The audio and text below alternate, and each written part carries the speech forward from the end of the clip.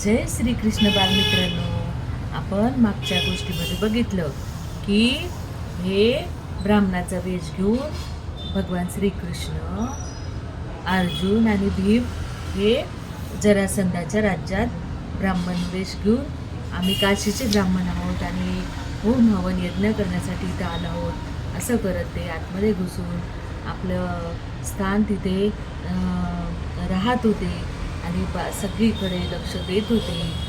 जरासंधाचे सगळे हालचालीवर त्यांनी नजर ठेवलेली होती. आणि त्याच्यानंतर असंच एक दिवस ते खूप जोरजोरात ते ठेवलेले असता ढोल तो ते बडवत होते. आणि त्या बडवत असताना सगळे एकत्र आले आणि त्यांनी बघितलं की कोण वाजवतंय असं म्हणून म्हणून सत्य बोल, तू कोण आहेस, काशीकर की इंद्रप्रस्थ कर. आणि हे कंसाच्या लक्षात आलं, एवढ्या जोरजोरात कोण ढोल वाजवतंय. सम्राटाच्या यज्ञविधीसाठी गुरुच्या आज्ञेनं आलो आहे. कृष्णाने सांगितलं. भीमसेनासमोर तसाच उभा राहून त्याच्या उघड्या उजव्या खांद्यावरचा गदा पेलून पेलून उमटलेल्या डागावर बोट ठेवत जरासंध गरजला, तुझ्या खांद्यावर हा काळा डाग कसला. म्हणजे त्याला शंका आली की हे ब्राह्मण नाही आहे, तर हे कोण आहेत, तर हे हा भीम आहे आणि तो यादवांचा कृष्ण आहे आणि तसाच अर्जुन आहे. आणि मग माझ्या स्वामींनी त्याचं उत्तर अपेक्षित धरूनच त्याला प्रश्न टाकला होता. तो अर्जुनाला आव्हान देत त्यांच्याशी बोलत असताना चपडाईने भीमसेनाला एक कुजबुजता कानमंत्र दिला. वैजंतीवरून हात फिरविताच तू त्याला आव्हानानं अंगावर घे. आणि मग त्यांनी सांगितलं की तुम्ही इथे आले आहात ते कशासाठी आला आहे ते मला खरं खरं सांगा. आणि जेव्हा त्यांना माहिती पडलं की हे आपल्यासाठी युद्ध करण्यासाठी आले, तेव्हा त्यांनी सांगितलं की ठीक आहे, द्वंद्व युद्धाला तयार राहा. आणि मग त्यांनी भीमाची निवड केली जरासंधासोबत युद्ध करण्यासाठी. आणि हे युद्ध माहिती आहे का, 1 2 3 4 5 10 दिवस नाही तर चांगलं 15 दिवस हे युद्ध चाललं. कारण दोघं पण अटीतटीने युद्ध करत होते, द्वंद्व करत होते आणि त्याचा निकालच लागत नव्हता. सकाळपासून जे सुरू व्हायचं तर संध्याकाळी मावळतीच्या वेळेपर्यंत युद्ध चालू होतं. आणि असे घनघोर युद्ध चालू असताना दोघं पण खूप तरबेज होते. भीम पण आवरत नव्हता आणि जरासंध पण आवरत नव्हता. स्वामीचा वध करण्यासाठी 17 वेळा मथुरेवर चालून गेलेला तो हरिराव सम्राट उन्मत्तपणानं म्हणाला, माझ्या जामाताचा वध करणाऱ्या नराधम गवळटा, तुला आज मी सोडणारच नाही. तुला काय, तुम्हा तिघांनाही आता गिरी व्रजाबाहेरची वाट दिसणार नाही. गवळ्याच्या कपटी काळ्या नायका, होय, माझं तुला निर्णायक द्वंद्वयुद्धाचं आव्हानच आहे. तुला वडल्याशिवाय माझ्या पितरांना मुक्ती मिळणार नाही. त्यानं माझ्या स्वामीसमोर चक्क दंडच थोपटले. आम्ही मगदाच्या राज्यात आल्यापासून हा तर निर्वाणीचा क्षण समोर उभा टाकला. तसं या क्षणी हसून स्वामी म्हणाले, सम्राट, एकाच वेळी आम्हा तिघांची युद्ध खेळणार आहात की काय. द्वंद्वाचा प्राथमिक नियमही सम्राटांना माहीत नाही असं म्हणावं की काय. जरासंध जरासा गोंधळला. तरीही कडकडत त्यानं विचारलं, कसला नियम गवळ्या. एका वेळी एकाचीच प्राणांतक युद्ध खेळलं जाऊ शकतं का. हा, माझी तयारी आहे आपल्याशी द्वंद्वयुद्ध खेळायची. हसतच स्वामींनी आपल्या कंठातली वैजंतीमाला कुरवाडली. तेव्हा फुसफुसत या क्षणाची प्रतीक्षा करणारा भीमसेन पुढे झाला आणि केवढ्या तरी मोठ्यानं कडकडला, हा कसला जिंक्य मल्लवीर आणि सम्राट. तुला पळपुटा म्हणणारा हाच मोठा पळपुटा आहे. गोमंतावर यानंच दुसरं काय केलं. मी कुंतीपुत्र भीमसेन याला निर्णायक द्वंद्वयुद्धाचं आव्हान देतो आहे. असेल तो सम्राट आणि असेल त्याचं सामर्थ्य तर त्यानं हे स्वीकारलं, नसेल तर आपला पराजय मान्य करावा. आणि कंसनी जरासंध आणि भीमाचं युद्ध अटळ 1 2 नाही तर मी तर सांगितलं 15 दिवस हे चाललं अटीतटीचं युद्ध. आणि 15व्या दिवशी मग त्या सहदेव जो जरासंधाचा मुलगा होता त्याला पण असं वाटलं की आता हे युद्ध इतके दिवस चालणार आहे तर त्यापेक्षा आपण काय करावं. भीमसेनानं जय माता कुंती जय भवानी देवी असा गगनभेदी घोष करत समोरच्या जरासंधाला ललकारत आपल्या लोहदंडावर दणदणीत शब्द ठोकला. आणि असे किती दिवस चालले. 13व्या दिवसही निर्णयाशिवाय गिरिजाव्रताच्या डोंगराआड मावळला. तसंच भीमसेन नाही अशा अर्थाची मानी डोलावी. मागधीम अमात्य युवराज सहदेवाच्या कानी लागत सूचना देऊन गेले. राजमंडळाचे राखीव मल्ल आता एक एक करत आखाड्यात उतरावे. भीमसेनाला घेऊन थेट बंदिवान करावं. नाहीतर मथुरेत कंस महाराजांचं झालं तसंच इथेही काहीतरी विपरीत होण्याची शक्यता आहे. मागधी मंत्रीगणांनी त्यांची सूचना लावून धरत उद्गार काढले. अमात्यांची सूचना योग्य आहे. सत्वर राखीव मल्ल आखाड्यात उतरावे. आता सूर्यपार कलतीला आला. आखाड्याभर भोवतीच्या अशोक, किंचुक, पुन्नांग, ताम्र, तमाल, अश्वत्थ अशा वृक्षांच्या लांब लांब सावल्या दिसायला लागल्या. आणि जरासंधाचा भ्रम झाला की भीमसेन थकला आहे, भ्रांत श्रांत झाला आहे. त्यानं चपडाई करून भीमसेनाच्या घामानं थपथपल्या छातीला आपली विशाल पाठ भिडवली. आणि भीमसेनानं प्रचंड धीरजक डावावर पाठीवरून धुण्याच्या पिळ्यासारखा सरळ समोरच्या मातीत दानकण आदळला. तसा मी ताडकन उभाच राहिलो.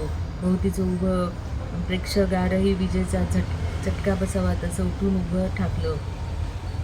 त्यातील काही क्षण चकचक करीत चक हळहळले. काही जण मागदी पागुटी हवेत उडवीत हर्षोन्मादात थैथै नाचत गरजले. आणि आपलं सर्व सामर्थ्य दोन्ही मांड्यात एकवट अवरोधलेला भीमसेन जरासंधाला तसुभरी काही ताणता आला नाही.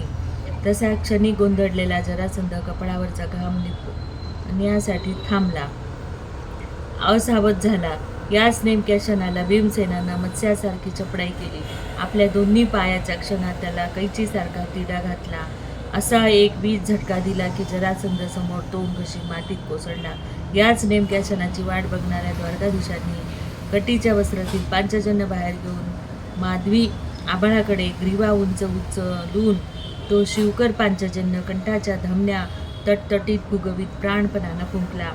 शंकाचा संकेत पकडत पालत्या पडलेल्या जरासंधाच्या कंठाभोवती भीमसेनानं आपला निर्णायक प्राणांत कंटाकाचा पाश आवडला. आपल्या लोहदंडातील शक्तीपणाला क्षणाक्षणाला चढत्या भाजणीनं बाहुकंठात पेरून भीमसेन बाहुकंटाकाचा निर्णायक पाश आवळत चालला. तसा धिप्पाड जरासंध काही न बोलता डोळे गरगरत फिरवून आखाड्यातल्या मातीत टाचा घासू लागला. पांचजन्य पुन्हा घुमतच राहिला. जमल्या लाखो प्रेक्षकांना काहीही कळलं नाही की मगधाचा अजिंक्य सम्राट जरासंध टाचा घासत घासत गतप्राण होऊन पडला. त्याच्या निष्णान कंठावरचा बाहुकंठाचा पास सोडून भीमसेन वीजलोळासारखा ताडकन उभा राहिला. तसे दोघा बाजूंनी अनावर घोषच घोष उठले. पांडुपुत्र अजिंक्य मल्लयोद्धा भीमसेन जयस्तु जयस्तु जयस्तु कुंतीपुत्र भीमसेन. आणि मग सगळीकडे जय जयकार होऊन राहिला. भवानीचा विजय असो, गुरुदेव बलराम जयस्तु बल. आणि मग जरासंधाचा पाडाव होताच माझ्या स्वामींची चर्या कधी नव्हे अशी अपार उजळून निघाली. ते आता काय काय निर्णय घेतील इकडे सर्वांचीच दृष्टी लागली. पण स्वामींनी म्हणजे श्रीकृष्णांनी त्या सहदेवाला म्हणजे आता त्याला असं वाटलं की बुवा आता या जरासंधासारखंच आपलं पण काहीतरी विपरीत होईल. तो घाबरतच होता. पण कृष्ण भगवान एवढे प्रेमळ आणि दयाळू आहेत की कंस शशूर जरासंध आत्ताच आप्तच असल्यामुळे एक राजप्रथा पाळणं भागच होतो. त्यांचा रीतसर उत्तराधिकारी घोषित केल्याखेरीज त्यांच्या शवाला अग्निसंस्कार देता येत नव्हता. यासाठी स्वामींनी भेदरलेल्या जरासंध पुत्राला सहदेवाला धीर देऊन त्याच्याच अमात्याकरवी पाचारण केलं. त्याला मल्लयुद्धाच्या आखाड्यातच मागधाचा उत्तराधिकारी म्हणून घोषित केलं. त्याला हितोपदेश देताना स्वामी म्हणाले, सहदेवा, आमच्या मागधाच्या जनपदाशी कसलाच वैरभाव नाही आहे. व राहील तो कोणाच्याही अन्यायी व अत्याचारी वृत्तीशी. लवकरच माझे आतेबंधू इंद्रप्रस्थाचे पांडव राजसूयज्ञ करतील, तेव्हा तुला काय ते द्यायचं ते तू धनधान्य उपहार समवेत तू धाडावेस. रक्तसंबंध येतील. भविष्यात तुझं चतुर रंग शक्ती सामर्थ्य त्यांच्या पाठीशी उभं राहण्याचा प्रसंग येईल. स्वतःला पित्यासारखंच कठोर शासन होईल असं सहदेवाला वाटलं होतं. त्याऐवजी पूर्ण अभय व जीवनोपयोगी मार्गदर्शन ऐकून तो पित्याचं दुःख विसरून भावभारित झाला. माझ्या स्वामीचे चरण धरत संमिश्र भावनाने शनेक स्पुंदला. विशाल हृदय स्वामींनी त्याला हळूवार वर घेत आपल्या आलिंगनात घेतलं. चला असा मला व अर्जुनाला संकेत देत सहदेवाचा हात हाती धरून स्वामी चालू लागले. तिकडे वेडावल्या मगधकरांनी भीमसेनाला कुंकुमात न्हाऊ घालून खांद्यावर नाचविले आणि जल्लोष चालू केला. तर असे आपले श्रीकृष्ण कुंतीपुत्र भीमार्जुन जयस्तु जयस्तु, देवकीपुत्र श्रीकृष्ण महाराज जयस्तु जयस्तु. आणि त्याच्यानंतर त्या सगळ्या राजांना श्रीकृष्णाने मोकळं केलं आणि त्यांना आदराने आपल्या नौकेतून आपापल्या राज्यामध्ये सोडलं. दुसऱ्या दिवशी माझ्या स्वामीने मागध संबंधीचे अभियान यशस्वीपणे पार पाडलं. सप्ताहभर आम्ही गिरी व्रजात राहिलो. मग सीमेवर सहदेव महाराजांसमोर निरुपासाठी लोटलेला असंख्य स्त्री पुरुषांच्या साक्षीनं आम्ही गिरीव्रज सोडलं. आमच्या रथाच्या मागे मागधाच्या उपहाराच्या वृषभ रथाची रांग होती. आलो तेव्हा स्वामी व दोन्ही पांडव ब्राह्मण वेशात होते. आता त्यांच्या अंगावर भरजरी राजवेश होते. मी होतो द्वारकेचा सारथी वेशात. जरासंधाच्या वधानं आमच्या द्वारका व पांडवांच्या इंद्रप्रस्थाच्या कीर्तीचा डंक आर्यवर्तभर कसा दुमदुमत उठला. पांडवांच्या राजसूयज्ञातील मोठा अडसर दूर झाला. इंद्रप्रस्थात पांडवांचा सप्ताहभर पाहुणचार घेऊन स्वामीसह मी द्वारकेत परतलो. तर असा हा कंसाचा वध झालेला आहे.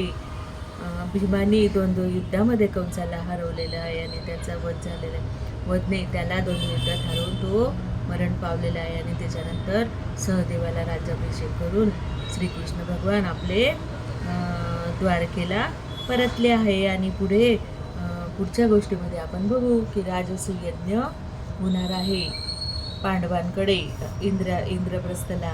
आणि ती कथा आपण पुढच्या गोष्टीत बघू. जय